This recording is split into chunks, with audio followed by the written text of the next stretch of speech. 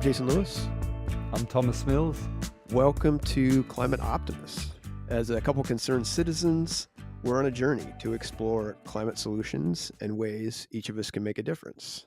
And Todd is out this week on another one of his lavish vacations.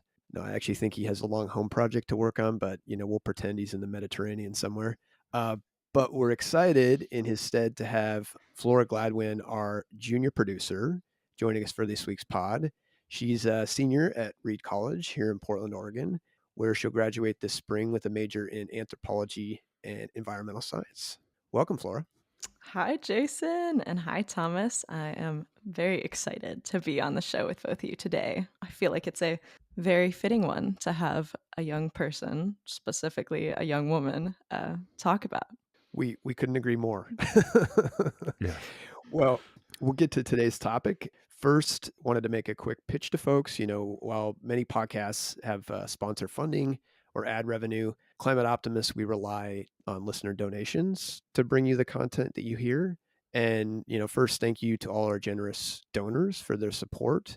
And if you're a regular listener and you haven't joined our supporting circle, consider hopping on our website and making a donation. Even just $5 a month goes a long way.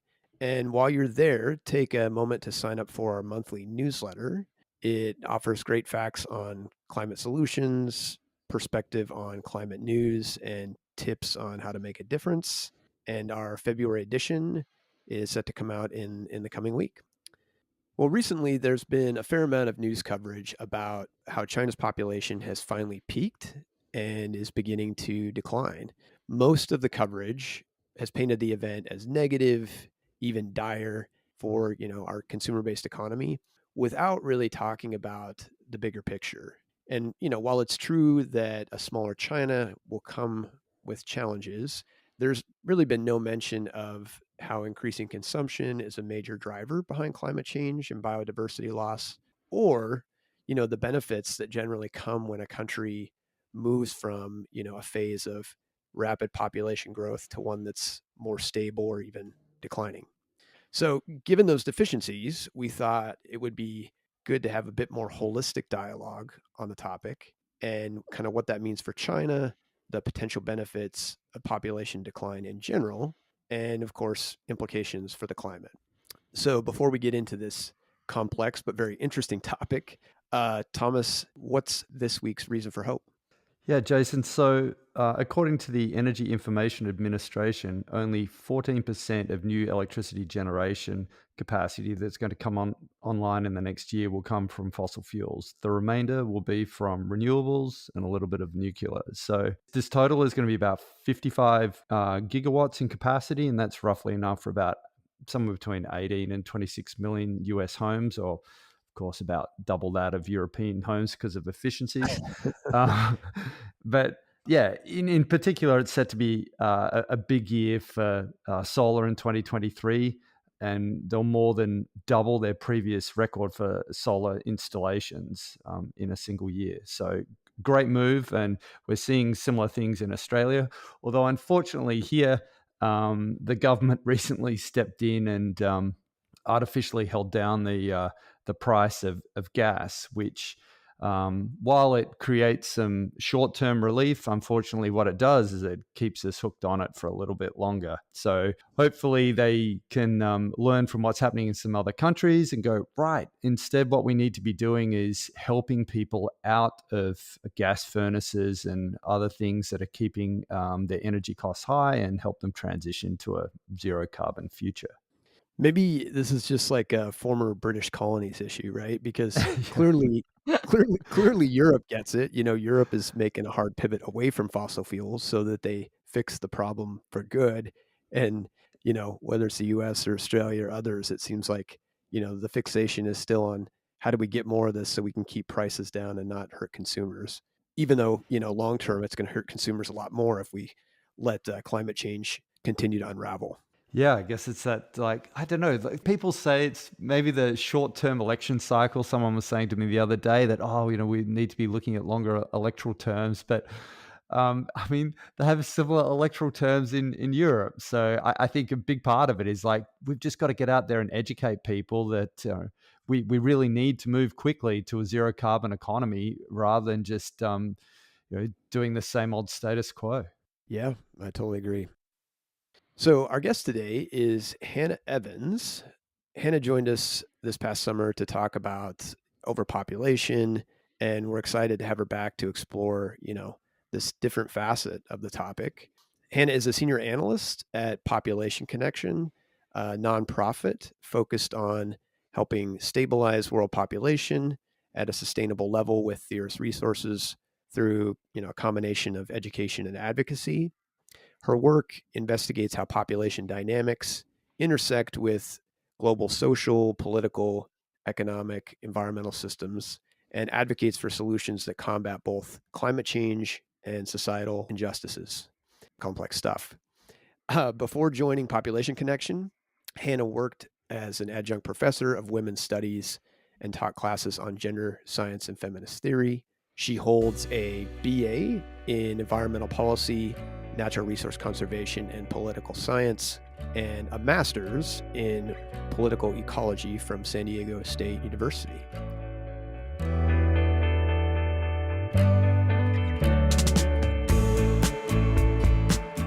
Hannah, welcome to Climate Optimists, or welcome back, I should say. Really happy to be back. Thank you for having me again. So let's start out with the question we always do, and you can add new bits based on things that have occurred since then. But when it comes to efforts to address climate change, what makes you hopeful? Always a great question. I am feeling really hopeful these days. I think that climate change is working in accordance with a lot of other global issues, the pandemic, the kind of geopolitical situation that we have, to really push people in different directions, to help people rethink things and to approach life from not from the perspective solely of a consumer, but from the perspective of a global citizen. And I think we're kind of figuring out exactly what that looks like. It's very unclear still. But amidst all of the tragedies that are occurring because of climate change and the pandemic and wars and all of this sort of precarity, I think that that's one real silver lining that I see that I'm excited about. And I'm always really excited as well about what young people are doing. I think that the younger generations are really changing the status quo and shifting paradigms just through their actions and behaviors and through their advocacy. So that makes me hopeful as well. Yeah, I hear you on the younger generation. I think there's a lot of folks that are involved in the climate movement, but the percentage of young people that are getting involved and really trying to disrupt is super encouraging. Yes. Well, let's have you talk a little bit about what Population Connection is and your role there. Sure. So, Population Connection is a US based nonprofit organization that advocates for increased US funding for family planning programs internationally. We also do a lot of domestic work, specifically in like outreach and education.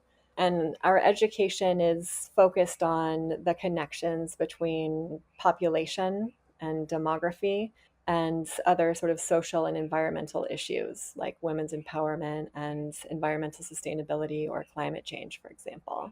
So we work in both the advocacy and educational spheres to help people better understand kind of the global state of the world as it relates to population, and to help people better understand the connections between things like gender equality and women's empowerment and climate adaptation and resilience building.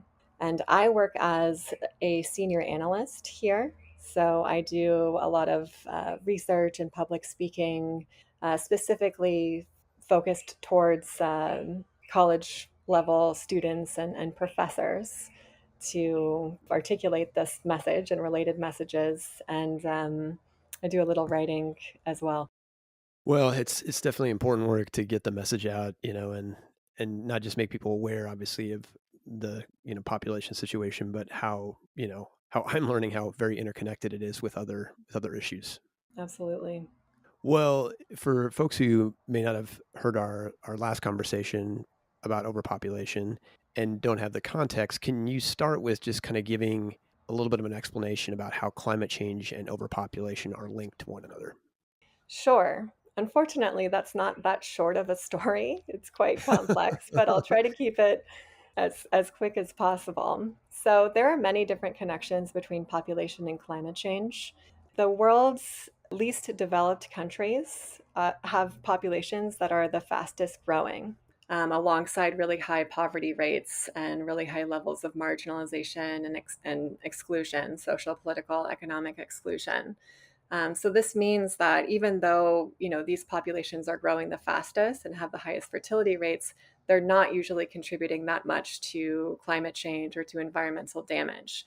But because of their socioeconomic status and level of development, they're very susceptible to climate impacts and they have a really high level of climate vulnerability.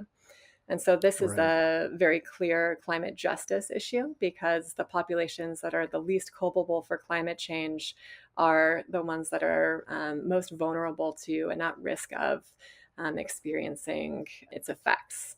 And on the other end of the spectrum, we've got high income countries, affluent and industrialized nations that usually have what are known as like stable populations, not increasing or decreasing or even declining populations. And these areas have really high environmental outputs, both at the individual and country levels. So even though there's a smaller proportion of the population and it's not growing, their environmental outputs and their contributions to climate change are disproportionately higher, Right. astronomically so, than most of the poorer regions. And then in the middle, we've got the low to middle income countries or the emerging markets. And this represents the majority of the Earth's population, about 80% of the global population, and I think around 5 billion people. And in Wow. these situations, in these contexts, places are industrializing. So in the same ways that industrialized nations have been able to increase the provision of social services, help people become healthier, get better educated, and consume at higher levels. This is all now happening with most of the world's population as well. So, of course, this is something that we, from a moral and ethical perspective, would all applaud and help facilitate and understand. And I think that this is something that, from a population perspective and from a social perspective, yields a lot of advantages because whenever people are better educated and able to participate in the economy at higher levels, their fertility rates drop and population growth slows. But within the context of climate change and the sort of impending dangers that we're now seeing, this is something that we need to talk about and be more comfortable kind of openly discussing. And this is not to blame any certain population or to say that only certain places and people are able to industrialize and develop and increase standards of living. Of course not. I think for me, whenever I think about this issue, it really speaks to the fact that we need to change the ways in which we're producing food and energy. We need to shift our Totally. economic incentives away from viewing growth through consumption. So, clearly the one thing that's, obvious with all of this is it's complicated, right? You have countries in different stages of development, very different incomes, very different consumption levels, and things aren't set up in a way that are equitable at this point. And so, given our sort of environmental boundaries, what's happening with climate change, what's happening with biodiversity loss, clearly there needs to be a change. And it sounds like reducing fertility rates for those kind of industrializing countries and developed countries better positions them, from a climate perspective, given the vulnerabilities that come with having more folks. Exactly. So I guess that enables us to kind of jump into this discussion of population decline, which has been in the news a lot lately, and specifically what's happened in China, which is in 2022, their population actually shrank, for the first time in a very long time. There's obviously been a number of fears that are being raised about that. And I wonder if we can start with kind of maybe you talking about what are those fears and do they actually have merit? Sure. Yes, I'm happy we're discussing this because it has been in the news a lot lately, and I think that both sides are not being adequately presented. And it's so interesting that we're, in this position where now I think there's a real unified consensus about the fact that humans activities are causing climate change and that population is related to that, in a lot of ways, unless we, restructure things as we were talking about. And yet, the second we find out that populations are declining in some places, it's considered this like catastrophe, and everybody needs to worry, and all of this. There's like this impending doom happening, and it's really interesting to me because whenever I read headlines like that, I think it's a real opportunity, and I think it's again like an invitation for us to really look at what this can mean for the future of economic growth, for the meaning of prosperity, and for many different countries around the world. China is one of them, but there are many that are starting to experience low fertility and declining populations into the future. A lot of economists are very worried about the decline in population because traditional economics views growth through consumption, which requires a steady stream of global population increases, right? We need more people to Um, consume. yeah, exactly. Yeah. But obviously, from an environmental, social, political perspective, that's not necessarily viable. Seeing this system, produce a lot of inequality and ecological imbalance that's now threatening the future of life on Earth as we know it, at least in terms of humanity. Yeah, I think from a demographic perspective, China, it is, I understand that it is a little probably disappointing and unfortunate the way that the population has grown and then declined so rapidly. But that's also a direct consequence of many different failed policies that have been coercive, that have dictated the amount of children people can have, that have forcibly enacted these regulations and these policies to the extent that now, even though there are ostensible incentives for people to have children, people don't want to and won't. So it sounds like, most of the angst is around economics, but there's sort of this irony that our economic model is sort of doomed to fail anyway if it's just based on population growth, because that means infinite resources, which we clearly don't have. I wonder if you could talk a little bit about, I guess, potential benefits. So trying to, speak to the other side of the coin, what this could mean for China and for other nations that are in a decline.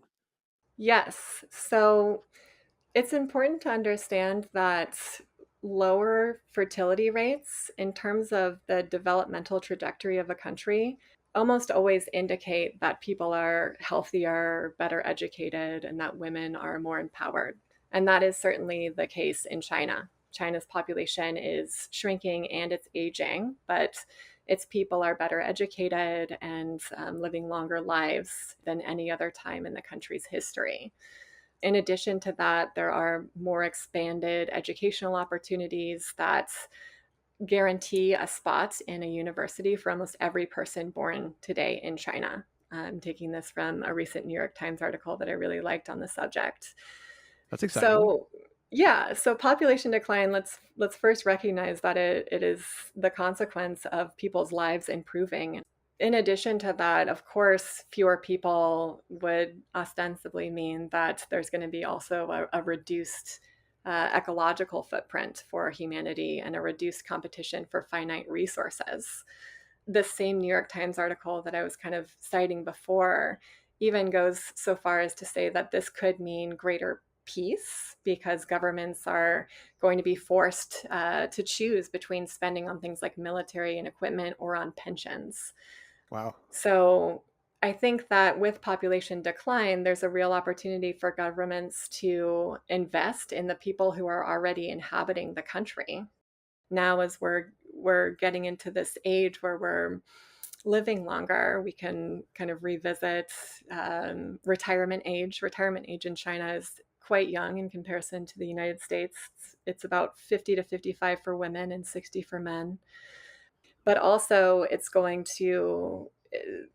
no longer going to be, it's not going to be the same in the future, right? Because our demographic situation is going to be different, and there's going to be more old people than there are young people. So there's not as much of an opportunity for workers to, contribute to the economy, and to pay for the older populations to survive and prosper, if that makes sense.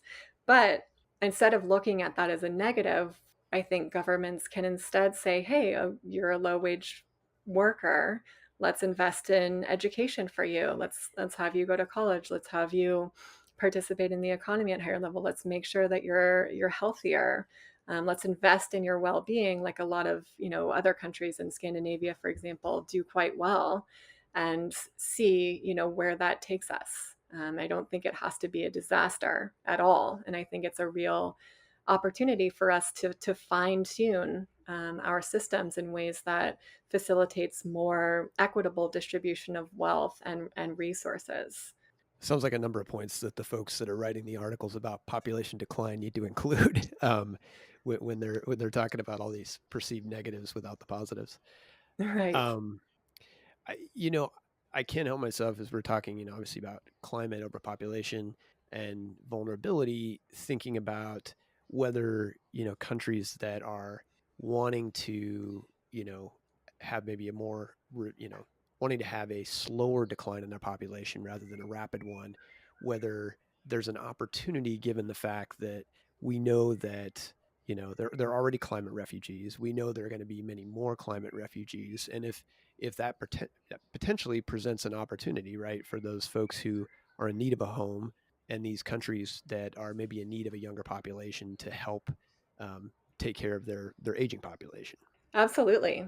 And I think that's another aspect of this conversation, is that in order to kind of maintain economic stability, at least as we've defined it, it's going to be really necessary for many countries to, accept and welcome in more immigrants. And from a climate justice perspective, that really makes sense if it's the industrialized countries receiving climate refugees. And again, as you put perfectly, it's an opportunity for countries to, create more stability within the workforce. The countries, I don't think that most countries are seeing population declines in such rapid numbers as China is experiencing, and that's because of, again, China's policies. But that, I want to just make clear that that demographic situation is daunting and is unfortunate, as I said before, because everything is happening so quickly, and because the economy has not really developed or had enough time to kind of industrialize and develop in ways that have yielded more widespread spread and equitable distribution of capital and resources. So, as we're talking about population decline, I'm wondering, you know, given all the challenges of overpopulation, how do we, ensure a more, holistic dialogue?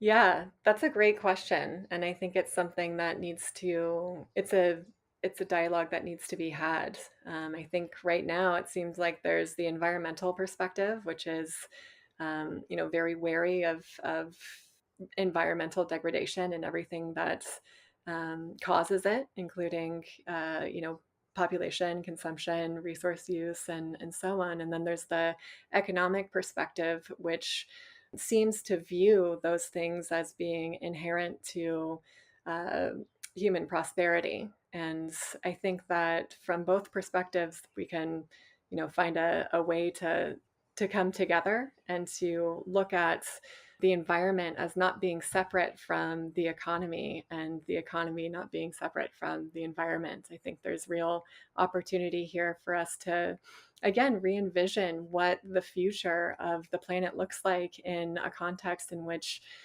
consumption is not the be all end all for growth. So I think that, all of this is sort of happening anyway. I think, as I said before, climate change is forcing us to kind of have these conversations. We're coming to a period of time in our history where resources are becoming increasingly finite and fueling conflict and fueling food insecurity and really making us sit with, the systems in which we've created.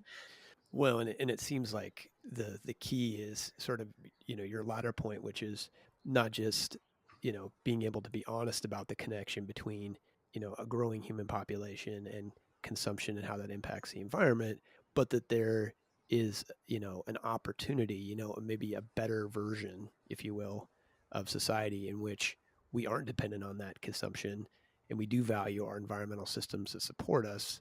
And it doesn't need to mean, uh, economic collapse. Absolutely. And in Japan, in fact, this is a country that has been aging very quickly and has had a declining population since like 2008 or 2010. Um, but their GDP has really remained the same since I think the 90s. And technological innovations have supported, labor supply, and governments have invested more heavily in their citizens. But still, there's an opportunity to do better there. But I think that we can use different examples of industrialized countries that are doing quite well economically, despite declining populations, as proof that this is not a catastrophe, and it's not anything that we need to panic about. So given that, and the fact that, we're sort of going to be forced, whether we like it or not, into, consuming less, we so sort of choose it on our terms, or it's kind of forced upon us. Um, how do we help those countries that are still grappling with, higher fertility rates, and in turn, you know marginalized roles for women, et cetera? Like, what can the US and, wealthier countries in Europe and otherwise be doing to help with that situation? Well, I think one major aspect of this is simply learning more about what's actually going on throughout the world. I think in the United States, we're often very sheltered and excluded for some reason from the broader sort of global context of things. But there's a lot happening, and there's a wide variety of humanitarian crises all around the world that are in urgent need of help. So if we can educate ourselves about this and where there is a direct need, then we can do what we can to contribute to the solution, whether that be through aligning yourself with a nonprofit or an advocacy group, or even talking to people about what's happening in specific places. I'm thinking of the Horn of Africa. I know you emailed me about that yesterday. This is a region, not unlike a lot of other places in Africa, that is experiencing really rapid population growth amongst really low income situations and populations, and really high levels of climate vulnerability. So there's been a lot of food insecurity because of droughts and unpredictable weather patterns, and it's contributed to a really large scale famine that is occurring right now. Yeah. The more that we can kind of attune ourselves to these realities, the better equipped we're going to be to find solutions. And I hesitate to say, this is the best solution. You should do this or that. So I think it's Sure. um, we need to really connect deeply within ourselves and figure out what we care about, what we're passionate about, and what difference we want to make on this planet. I think that there's myriad ways to do that, and there's no right or wrong answer, so long as you really take the time to figure out what it is you're passionate about and how you want to contribute. I like that. So, let's all find kind of our own call to action, with the idea that, there's plenty of places to contribute, and in this idea that it all starts with awareness. And the more we know about the problems and the injustices going on, it gives us an opportunity then to figure out what we're passionate about and then apply that energy accordingly. Yes. And of course, I would also highly recommend, going to the Population Connection website and becoming a member and contributing that way as well. We have, plenty of ways to get involved, and the advocacy and sort of international development work we're doing is really impressive. But I just want to also put out there that that's one of many different ways that we can make a difference. And I think within environmental circles, at least in my experience, and as it relates to climate change, I think that we get into this sort of like paralysis of being so uh, overwhelmed with everything that's happening at these big sort of macro global scales. And we internalize a lot of guilt about our own part in this, and our contributions to the problem. But uh, I hope that we can work to get away from that, not because we shouldn't be responsible about our consumption patterns or the way that we're living our lives, but because I think that this is a really good time for us to be envisioning what a utopian future might look like, and then from there living out our actions without judgment or being too hard on ourselves. Yeah, and it turns out, for a lot of people, once you are able to get involved, you immediately feel a little bit better about, what's going on in the world. So, Definitely. well, Hannah, thanks for coming to join us again and, talk more about overpopulation and this dialogue about population decline and some of the misplaced fears that are, yeah, appreciate you coming on the show and helping us get smart. Thank you so much for having me. I will come back as often as you'd like. I really enjoyed the conversation.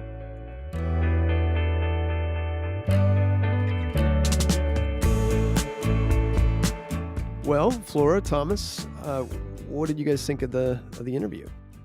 Thought it was super interesting. I feel like in general we kind of can't talk about climate change without getting into the topic of population. But at least for me, in school still, population is kind of a contentious topic. I think in the past in curriculum it was kind of seen as a negative thing because it was a way for more like Western nations to kind of displace some of that, or at least to place some of the responsibility for a lot of like big climate change trends on less affluent nations. Right. Um, and so I really liked the way that Hannah, responded in this interview, kind of to that big issue. So to treat population, which I mean obviously is a real concern, as sort of an adaptation problem instead of a mitigation one. So more focused on, what are we going to do with climate change getting worse, with people having to move, with more and more people being affected by all of this, how are we going to make sure that they have the resources, the finances, rather than just a sort of tool of control. I thought that was really well said by Hannah. Yeah, I agree with you. And while it has had a contentious history, it shouldn't prevent us from talking about it. And clearly, as you Mhm. said, Hannah's reframing, I think, is really what we should be focusing on, which is, these nations that the wealthy world, if you will, is going to be, impacting with climate change, or rather our historical emissions are impacting them. We have an opportunity to help them out, provide better education for young women, access to contraception, so they have more, bodily autonomy. And it turns Mhm. out that it actually helps make them more resilient in the face of, whatever it be, droughts, floods, etc. Yeah, definitely. And that's, I mean, a good way to put it, an opportunity. Even more than that, I think a responsibility for sure. And I mean, I couldn't help, and obviously Hannah and I got into it a little bit, thinking about this being, or, this population decline in China and other nations that are seeing maybe a more rapid decline on the horizon, like let's say South Korea, um, as an opportunity to help, you know, again, help countries where folks are already being displaced, and falling under what we call like a climate refugee title, right? The reality is that even if we do our best to ratchet down emissions, those displacements are going to rise rapidly. The think tank IEP said that there could be as many as 1.2 billion people displaced by 2050.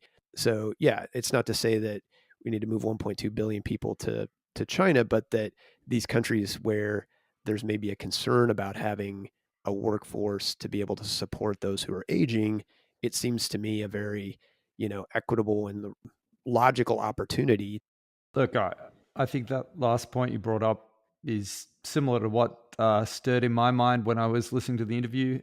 I definitely have concerns around cherry picking the people that get to migrate and those that don't. I know David Suzuki has similar concerns where Western nations have become a little notorious for taking the doctors and the engineers and the people with education out of these communities because they might be short of them themselves. And meanwhile, we leave behind the most unfortunate and the least able to look after themselves. And then we continue to have the population problems in those nations because we know that education, especially of women, is directly linked to being able to keep these population numbers in check. So the other one too is this concern I often hear from, especially people in the boomer generation, who's going to look after me when we get old? And I think a lot of that is those concerns are misplaced because of productivity improvements. And when we look at typical productivity improvements, it's every 20 to 40 years, let's call it every generation, there's almost a doubling in productivity. It doesn't matter whether it's farm productivity or manufacturing or even on a domestic side, with new devices, automatic vacuum cleaners and dishwashers and all this sort of technology allow a smaller number of people to look after more people in their old age. So I think that these concerns are very much misplaced right now, and we've just got to get people comfortable with the fact that yes, there might be less people looking after more in the future, but they'll be equally as capable or more capable of doing so because of these technology improvements. Yeah, that's a really interesting point, kind of about some of the adjustments that we're going to have to make. So, in this case, tech improvements. But then also, I think there's a big question that kind of Hannah teed up for us that I don't exactly know how to get at. So, I wonder if either of you have opinions in terms of how we're going to work with maybe shifting the economy in the future. Climate change is super connected to the economy, which is obviously something we've talked about in the podcast before. But she brought up the point more specifically that with decreasing, rates of fertility, decreasing amounts of people, when we have an economy that's based on consumption, go, go, go, we start to worry, right? There's a concern that as that consumption is dropping, we're going to get into trouble. So do either of you have any ideas on what a shift might look like? I'm Great glad you teed us question. up for a really easy question, Flora. Yeah. I don't know that Thomas or I are, any more equipped Equipped. to speak Fair to it, enough. but I think Hannah's right, and increasing consumption in industrialized nations has fueled a massive hunger for fossil fuels. Right? It's clear to me that it's not sustainable, and fixating on China's population decline and sort of getting all doomsday about how it impacts economics is sort of focusing on the speed bump in front of us instead of the cliff further down the road, right? And so, yeah, there's an opportunity, I think, to rethink that. And I know part of it hinges around things like circularity, having more durable products, right, that can be repaired rather than just thrown in the dump. I don't know, Thomas. I mean, maybe just this clarifies the fact that we need to have an episode focused on how do we change our consumption habits, right? Well, I think if we roll the clock back 50 years, like humans in developed nations weren't called consumers. They were civilian or military, right? Like the fact that we've been branded this label consumers now just indicates to me that marketing's got really carried away. Like it's business, right? That loves the fact that they can keep selling you rubbish year after year, and to the point where that has become your identity as an individual in a developed nation. So yeah, I totally agree. We need to move away from that, and how we go about doing that, in my mind, is better regulation around disposable items, around durability of products, and we're seeing that happen already with the banning of single-use plastics. I think that will definitely be part of it. The other thing to remember too is that as that population taps out in these developed nations, we don't have to spend a massive amount of resources on building new buildings, and that infrastructure, not just the homes that these people live in, but the public infrastructure, the hospitals, the train stations, all these other ancillary requirements that come along with a growing population, that doesn't need to happen anymore. And we know that buildings account for about 40%, 39, 40% of the world's carbon dioxide emissions. So if we can put a cap on that, and sure, there's still going to be emissions associated with the operation of these buildings, but it will hopefully be less as we can focus on building or renovating what we have and making it more efficient. So I guess, as usual, all this leads to the question of what can we do? And, for this week, I'd like to encourage folks to, consider a donation to Population Connection, and or, sign up to be a part of their volunteer network. Hannah and her team there at Population Connection are doing great work educating folks on the benefits of a stable population. Their advocacy work for policies like increasing funding for women's education and contraception is fantastic. So, if this topic speaks to you, then I would encourage folks to head over to their website and see how you can plug in. You two have any other suggestions? Yeah, we actually haven't talked yet about the fact that March 8th, which is coming up soon-ish, is International Women's Day. And obviously we've already addressed that point that you kind of can't talk about, climate change and population without talking about women's issues.